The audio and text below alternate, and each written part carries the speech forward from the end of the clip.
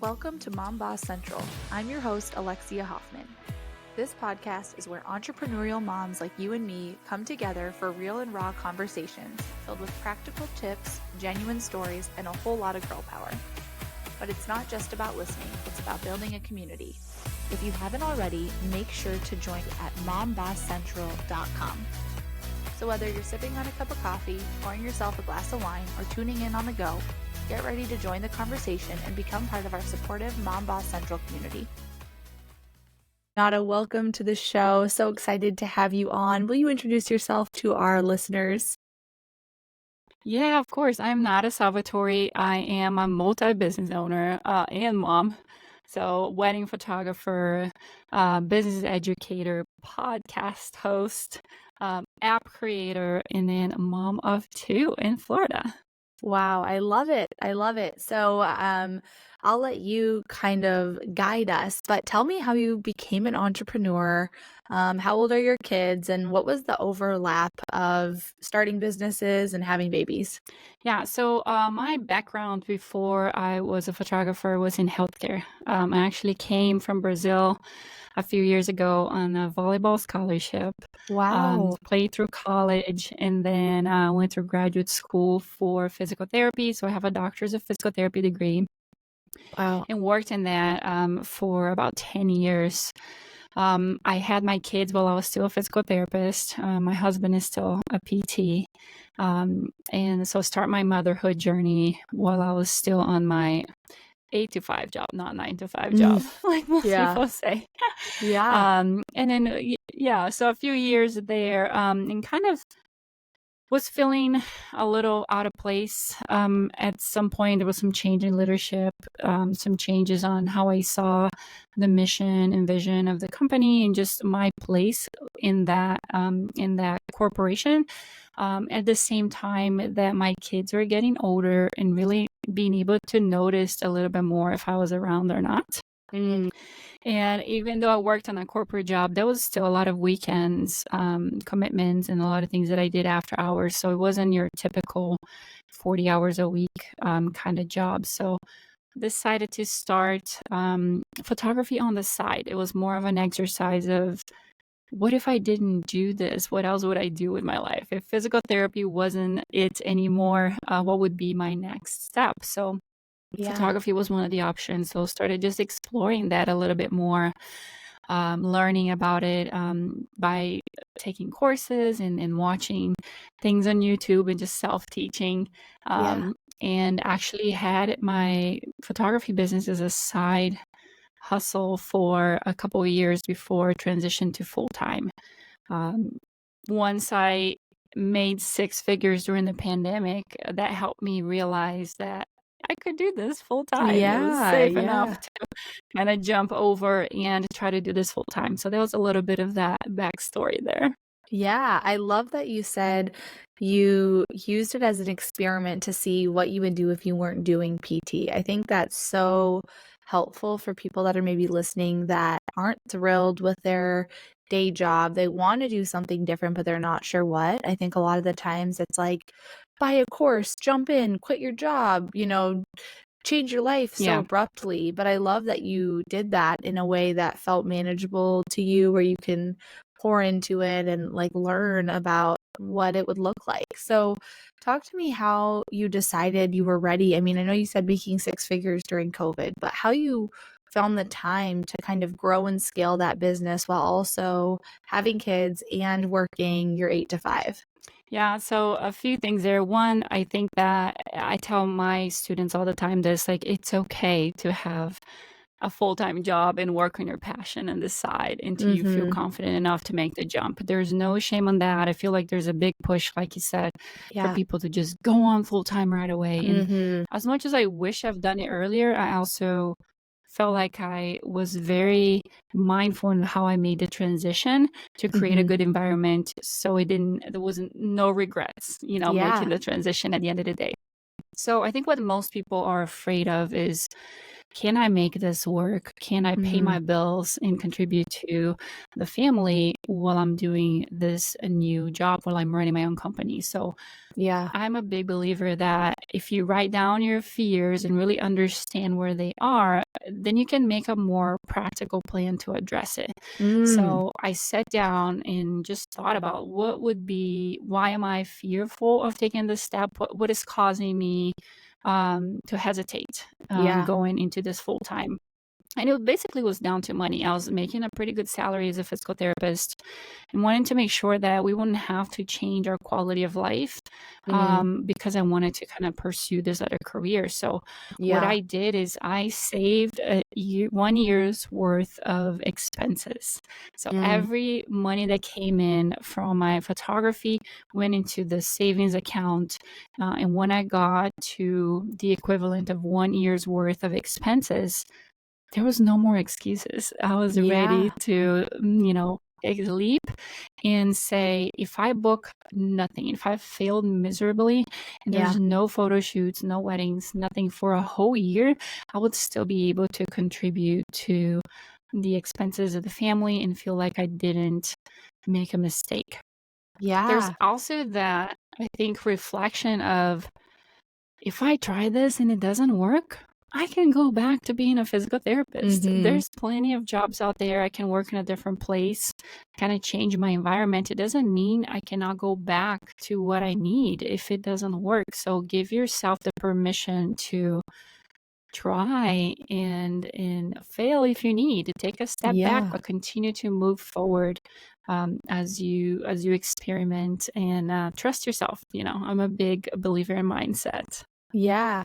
I love that you shared about writing down your fears. I think I've heard so many people, and I've written down my goals so many times, but I've not heard many people talk about writing down their fears, like what's stopping them or stopping me from taking that next step. And I think that that's such a great exercise to implement, especially if you're in a growth mindset or in a place in your business where you're looking to scale and grow, because there are so many fears that come in that could be probably just worked through and overcame if we address them. But I think a lot of the times we try to Yeah. ignore those fears and push them to the side because we don't want to deal with that. We just want to focus on the sexy part of entrepreneurship. So I love that you shared Mhm. that and how you navigated that. What was it like for your time to be juggling both of those businesses and raising kids? Yeah, it was rough. It wasn't easy. Yeah. But I made a commitment to do that for a year. I had a conversation with my husband and said, "Are you willing to allow us to be perhaps miserable or a little miserable for a year where I'm going to Yeah. be working my regular job and I come home, I'm with the kids until they go to bed, and then I'll jump back on the computer and work from 10 to 2 or 3 a.m. Like, Mhm. are you willing to go through that for a year? Give me the opportunity to try this for 1 year and see if I can make it work. And of course he's very supportive. And we've gone through periods of a life where we had these kinds of limited time, miserable times. Like, we've both done a lot of additional training on top of our graduate school. So Mhm. residency and fellowship training, which takes a lot from you. It's a lot of Yeah. additional hours. There's a lot of weekends that you miss with your family. So we have both gone through that kind of time commitment before. So I just had a conversation. We just had a conversation. I asked for his support and I did it. So for that year is the year that I grew as big as I could, that I saved as much money as I could, Mm. and really had a taste of, yeah, this can work and I can do really well with it. So it was not easy. It wasn't fun, but I committed for a specific period of time. So I knew that as much as it wasn't pleasant, there was an end time to it. And if I was to Yeah. transition, then I wouldn't have to deal with having a full time job on top of that. So I feel like if you make it clear and establish specifics, again, everything is easier to deal with when you have some clarity around Mhm. where you're Yeah. working around, from fears to goals to commitments, all of that. Whenever Mhm. you have clarity, things are a lot easier to deal with. Yeah, definitely. That's great advice and definitely a good game plan for someone if they're struggling with that, feeling like when is it going to end? Put a time frame on it, see how it goes, give yourself parameters to work within, and then it's very clear, if you're going to move forward or not. So, I love that you shared that. When did you decide to scale your business and go into the coaching space or leadership space regarding helping other entrepreneurs? um, how did you decide to do that? Yeah, so I think because I was a manager in the healthcare arena. I was an educator there, and had some experience in the business side of things. It was really easy for me to grow my business really fast. Hmm. So within that second year of business, I realized that one, I had to grow a team. So I Mm, actually have a team of photographers and videographers that work under me that have been with me since year two. mm, I was able to grow really fast from a reach and how many clients I could take. Again, because of my mindset of business and understanding how to work on the back end of something. And yeah, obviously, I love shooting and I love being with my clients, but I also understand that I need to sit my butt here in the computer and work on marketing and work on strategies and work on my goals and work on yeah. everything else that we have to do as a business owner. Mm, So that came year two when it came to expanding the team. And then I was missing the teaching part of my life. I was always an educator as a PT from year two. Of my career as a PT, I was training physical therapist from coming from the university. I was teaching at university level. I was presenting at conferences, so it's something that was just part of what I love to do.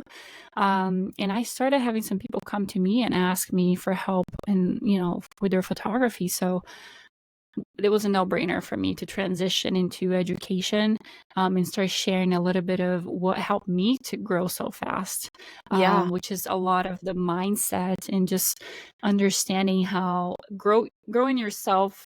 It's part of what you need to do to grow your business. You can't just try to grow your business without growing yourself, working on yourself. So I enjoy coaching and teaching, because again, that was part of my life and I wanted to bring it back. So I started doing that a little bit more last year, and going full force with the teaching and education yeah. this year. Yeah, I love that. I love that you shared the mindset piece. Is so important to growing business because I heard someone say, and I'm going to butcher it, but it was along the lines of, the best self-development tool is to run a business, and the money is kind of a bonus at that point. So, it's like as entrepreneurs, we're pushing ourselves to grow through our businesses. That's ultimately what it is. So, talk to me about what some of those tips are for someone who's looking to scale their business. You mentioned having a team, knowing that you could, have employees and people that are working for you and having the confidence to make those decisions that allow you to scale. Yeah, I think a lot of it is looking at data. Like, you should be analyzing what your business looks like from the get-go. I noticed that I was just leaving a lot of money on the table, Mm, and having to turn a lot of people down because I was already booked. I'm booked a year to a year and a half in advance. wow. So instead of being turning those people away, why not grow a team that I can trust, that I'm proud of, that I know can deliver the same kind of customer service that I can, and collect that money and continue to Yeah. grow. So, it's looking at, again, how much are you turning down because you just don't have the capacity? Are there tasks that are taking your time away from the tasks that actually make money and grow your business? Is there Mhm. some easy things that you can delegate to a virtual assistant or somebody that's helping you as part of a team versus you having to put the effort there? So when you start paying attention to the things that are in front of you, and not just letting your head get into it so much that you can't even see it, like, take a few steps back and analyze your business every once in a while. I do a retreat once a year, and where I look back at the year that has gone past and plan for the year ahead. So I definitely recommend taking steps back and looking at your business from an analytical way and make Mm, decisions based on the patterns that you're seeing. Are you leaving money on the table? Are you wasting time with things that you can be delegating with somebody else? It's probably time to grow. yeah. Yeah, with that, how do you get to a place in your business? How did you have the amount of clients coming in from a marketing standpoint? What were you doing that was working to generate people to find you and want to book you? Yeah, there's a lot of things I think that goes into it. I was really focused on building a brand that had some consistency, so it can be Mm, recognized on the market, but also relationships. Relationship building is crucial if you want to grow your business. You should be out there. You should be going to events. You should be introducing yourself to people. You should be asking, how can you help them? How mm, can you be part of what they're planning for their company? Trying to get some meaningful connections that will generate more business for you. yeah. A lot of free work in the beginning, to be honest, to help you connect with industry leaders. So that networking piece is very important. Invest on making sure that you get some coaching. To Mhm. me, that's very important, some coaching and education from the beginning. So you're not wasting your time and your money on things that you don't need. There's a lot Yeah. of shiny things out there when it comes to growing your business, and we can Yeah, get easily distracted by things that we don't need. You don't need the definitely. latest and greatest equipment to be a good photographer. Mhm. What you need is a good, solid client experience, a good business plan that you can implement, reproduce good processes in place, good automations, things that can run without you having to be doing the job all the time. So there's a lot of things that you can focus your time, effort, and money on that's going to help you grow faster versus, looking at how can I take the prettiest pictures right now with the best cameras. There's a lot Mhm. more that goes into it. Yeah, I love that you shared that. One of my best friends is a photographer, and she's done a lot of work for me, and her experience, there's so much that I would never know until I worked with her. Like all of her guides Yeah. and her location, I mean, everything from hair and makeup, locations, what to wear, I mean, everything that you could think of. She has not only thought of it, she's prepared documents that have walked me through exactly what to expect, what to think about. And Yeah. if I didn't work with her, I wouldn't know that. I think when you're selling a service, it's so hard to explain yourself sometimes in a way that really gets across all that you offer and where the value is if people haven't had the opportunity to work with you, or also to do it in a way where you're Yeah. not bragging about all the time that you spent on something, because I think that's what it comes to for us as creators and entrepreneurs that are scaling, businesses that involve that back end building and that client experience. It's really about how we're packaging all the work that we're doing. So, what did you do that worked well for you to explain that client experience? And I mean, I know you said networking. I think that's a huge piece, but for someone who found Yeah. you online, did you have a lot of traffic from people online? I know you said branding and marketing. So, talk to us about that and Mhm. what our listeners could take and apply to their own businesses from what you did well. Yeah, I think a very strong brand, identity allows the client to know what it means to work with you before they even book you, before they work with you. Mm, So you're talking yeah, about, well, I didn't even know about all these things until I actually work with her. yeah. So I focus on everybody should know what it looks like to work with me even before they book me. Mm, And the way I do that is I share a lot of what goes on behind the scenes with my clients. So yeah. people know when they come to a consultation with me, they know that I do what I call a review session. So after the wedding, I actually bring the couples into the office. That's when they see the pictures. When we look at pictures together, Mm, they know that I spoil them. I get us a charcuterie board and I get us some mm, drinks. I'm showing that online. People are yeah. seeing it. People are talking about it.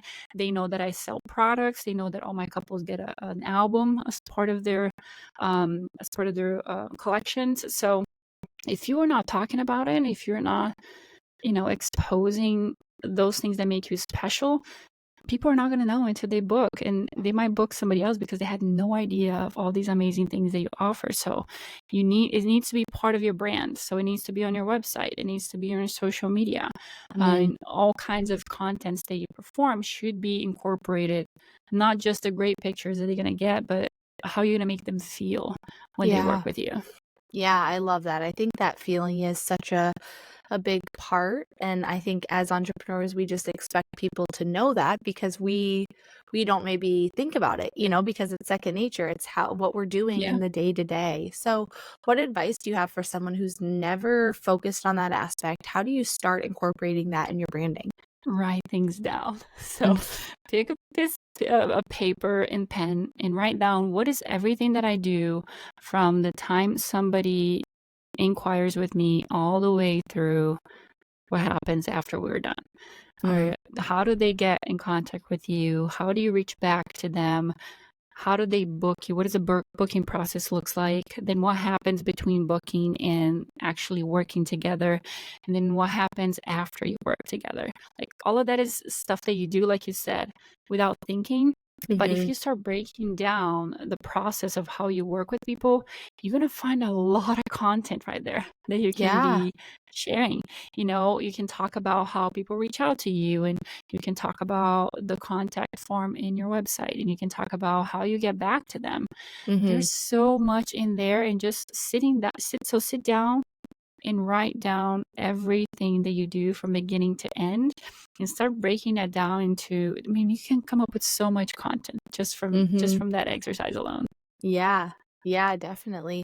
With the content that you're putting out for your brand. Something that I personally have struggled with is trying to put things out that are in alignment with the brand versus just trying to be consistent in putting things out and not getting caught up in the aesthetic of it. So, talk to me about how you navigate that. Obviously, as a photographer, you have, I'm sure, a lot of beautiful content and just that natural ability to make things look great. But for somebody who is trying to build a brand, but struggling to stay with consistent brand colors, consistent filters, the aesthetic of your Instagram profile. I mean, what advice do you have?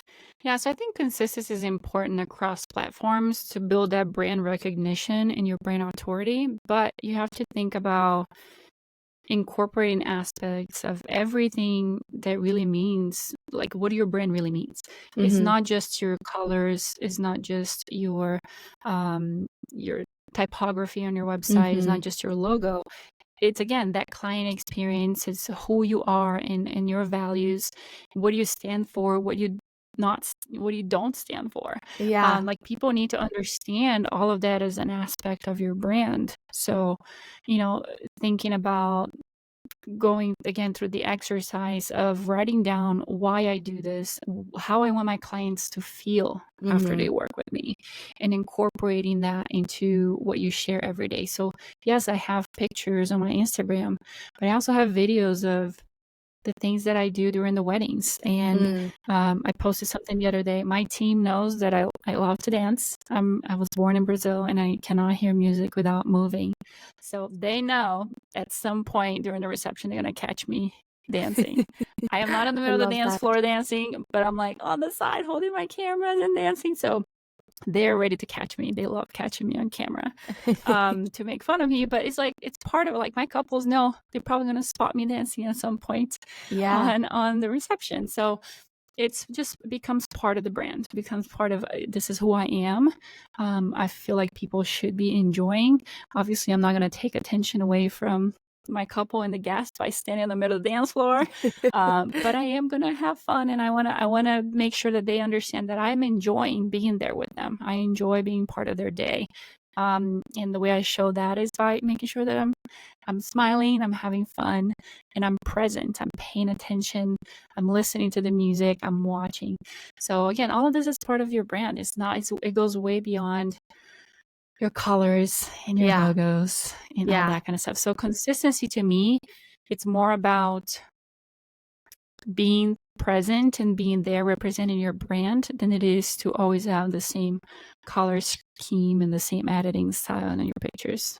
Yeah. Yeah, I think that is huge. I think some of the best advice I got around branding is it always comes back to how you're making your client or your customer feel, because that's what the brand is. The colors and everything else is just a bonus, but ultimately it's what they're feeling after working with you or after consuming your content. So, I think that's great Yeah. advice. For you, as you've evolved and created another business, going from corporate to starting a business and then having multiple businesses. How do you navigate incorporating that into your branding? Do you have different accounts? Do you have, I mean, for your personal, give me the breakdown of what that looks like and how you've navigated driving people to the different businesses that you're a part of. Yeah, I think there is a consistent thread, but there is individuality when it comes to the things that I do. So, when it comes to my photography business and the education, um, they're somewhat connected from a branding standpoint, Mhm. but they have completely different websites, different accounts, Mhm. different handles. So people that are looking, because it's different audience. The person that is looking for a coach does not want me to photograph their wedding. People Mhm. that want me to photograph their wedding can care less if I teach and coach Yeah. anybody. They want to make Yeah. sure that I'm a good wedding photographer. Yeah. So different audiences, I think you have to consider that. I even separate my family and portrait side of my business from the wedding side of Mm. my business. And it's not a right or wrong way to do it. It's just how I felt it was better for me. So my couples know that I stay with them after the wedding and I ended up doing maternity and some newborn and family pictures. But Mhm. that's a different account on Instagram and Oh, wow. it's a hidden page on my website. You can't get to it unless I send it to you if I know you're looking for some of those services. So I feel like there should be some separation when you're targeting a different audience Mhm. because people want the best of the best. When they're looking for somebody, when I'm looking for a surgeon for my brain, Mhm. I don't want just a general surgeon. I don't want somebody Yeah. that's really good at operating on my heart. I want Mhm. somebody that is really a specialist in brain surgery. So I want a Yeah. neurosurgeon. Um, the same thing goes for all the services that we offer. So I think it needs to be some individuality when it comes to the brand, um, but a common thread on like what do you stand for in your mission and vision. I Mhm. think that can be the same across all the brands and the services that you offer.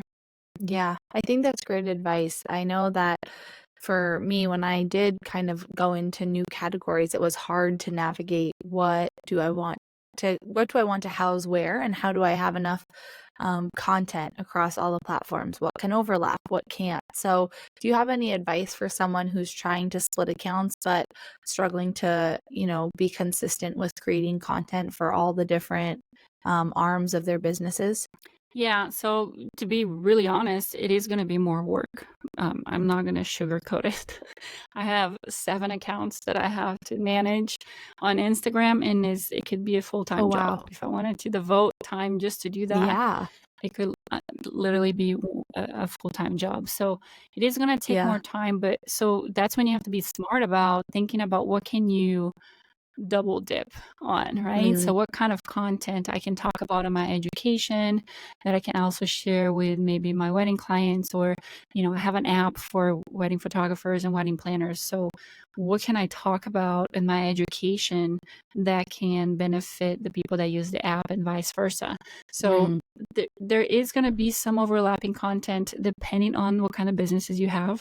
You can have something completely different that had nothing to do with anything else that you do. Yeah. Like I have a couple of Airbnbs that has Yeah. nothing to do with everything else that I do. Uh-huh. But the concept of creating content and having an account and managing a business is the same. So Exactly. so think about what can overlap and where can you double dip. I'm a big proponent of time blocking, so you can take the time to create that content, block some time in your schedule to just be dedicated to that, and then you can further separate that time into whatever businesses you need to create content for. So That's so interesting that you have 7, and I love that you shared you have one that's not related, because I think that's where it can be so tricky to navigate is, they're all different clients and you're all creating the same brand, but it's also such a different audience that's consuming from one account to the Yeah. next. So, yeah, I agree. It definitely, I'm sure 7 accounts could be a full-time job. I don't know how many I have, but I feel like so overwhelmed in Yeah. addition to just the I don't social even have a media. personal account anymore. Yeah, like, and then the social media is just one aspect of the business. Then there's also running the business and the clients that come in and the websites and everything else. Yeah. So, how do you, I know you said time blocking. How do you feel like you have any like work-life balance? Is it work-life integration, different seasons? How many hours are you working a week? Give me the rundown of what that looks like for you. Yeah, I don't believe in work-life balance. I think it's a concept that just kind of creates more anxiety for people. It's this Mm, unachievable thing that we all try to get to. And I'm yeah. yet to meet a person that says they can absolutely do it with no trouble. So Mm-hmm. very early in my career, I accepted that that is not what I'm aiming for.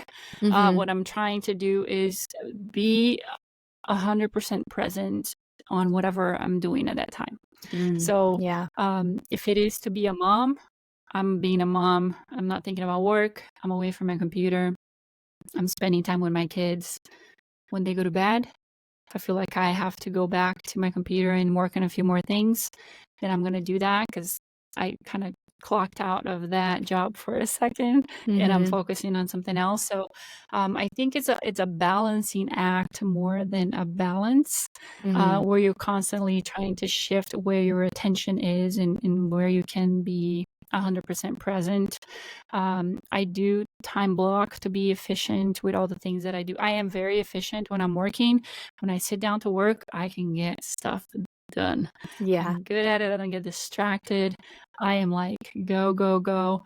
I can work for a ridiculous amount of hours Mm-hmm. without even thinking twice Yeah. because I really love doing the things that I Yeah. do. It's exciting to me. I don't Mm-hmm. feel like, oh my gosh, it's Monday. I got to work.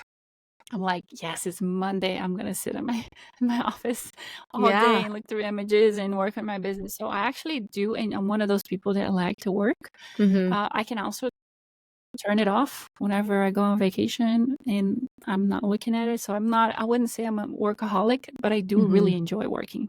Yeah. And so I had to start blocking those people that were like, oh my gosh, you work so much. Oh my gosh, you need a Mm. break. Yeah. Oh my gosh, how can you do this? I'm like, you know what?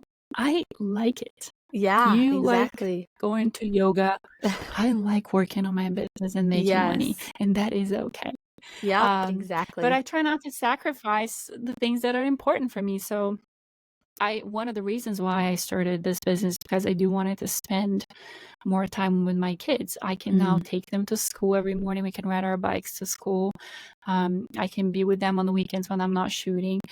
Before, I couldn't do that. I had to be Mhm. there. Now I can make choices. I can choose to work on my business or I can choose to spend that time with them. So it obviously gave me a lot more flexibility, with a ton more of responsibilities, Mhm. obviously owning your business. But I feel like it's just trying to achieve this unachievable balance is it just creates more frustration and Yeah. anxiety and kind of take your energy away from what you really like to do. So if you like to work, then work. If you're Yeah. happy, you're going to be happier doing that, then do it.